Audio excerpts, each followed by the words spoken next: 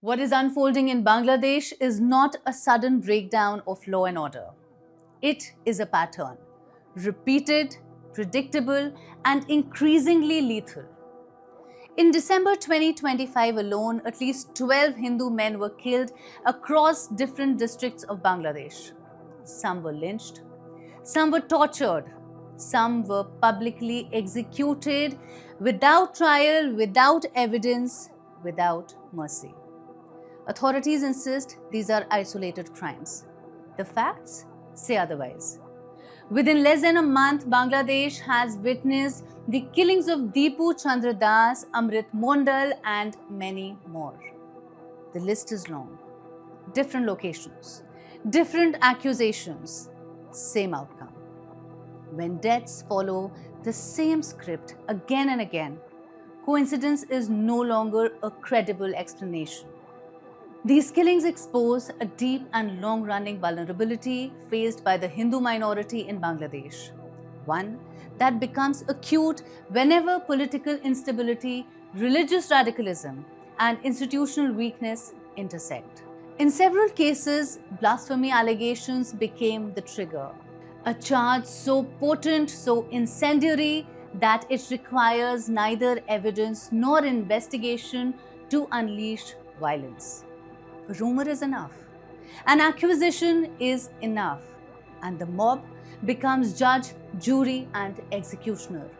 The killing of Deepu Chandra Das in Memon Singh district is emblematic.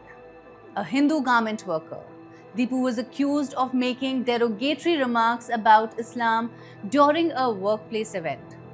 No formal complaint, no verified proof. He was beaten, tied to a tree, and hanged, and his body set on fire. Investigators later admitted there was no direct evidence of blasphemy. That admission came too late. It raises a chilling question. If an allegation alone can end a life, what protection does law actually offer minorities? In Rajbari district, Amrit Mondal was beaten to death by a mob. Authorities later highlighted his alleged criminal background to downplay any communal dimension.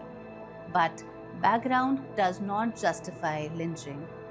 Allegations do not replace arrest, and mob violence is not justice.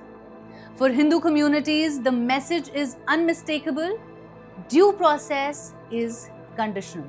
Protection is uneven, and identity matters. These killings did not occur in isolation. They unfolded amid protests, political churn, and strained governance across Bangladesh. History shows that during unrest, minorities are often the first to be exposed, either as symbolic targets or because they lack political cover. Religion has increasingly become a tool of political mobilization. Radical Islamist groups, including student-linked organizations, have leaned on religious nationalism to consolidate support, especially in the absence of substantive governance agendas. In this climate, Hindus become expendable. A sustained undercurrent of anti-India rhetoric has further poisoned the environment. Hostility toward Hindus is often framed not as extremism, but as ideological resistance. That framing blurs dangerous lines between dissent and dehumanization, between politics and persecution. Domestic minorities end up paying the price for geopolitical posturing. The interim government, led by Muhammad Yunus, has condemned the killings and spoken against mob justice. Arrests have followed in some cases, but condemnation and death offers little comfort. For minorities, safety is not measured by statements but by prevention, rapid intervention, and accountability. On those counts, the system continues to fail. The persecution of Hindus in Bangladesh is defined by repetition.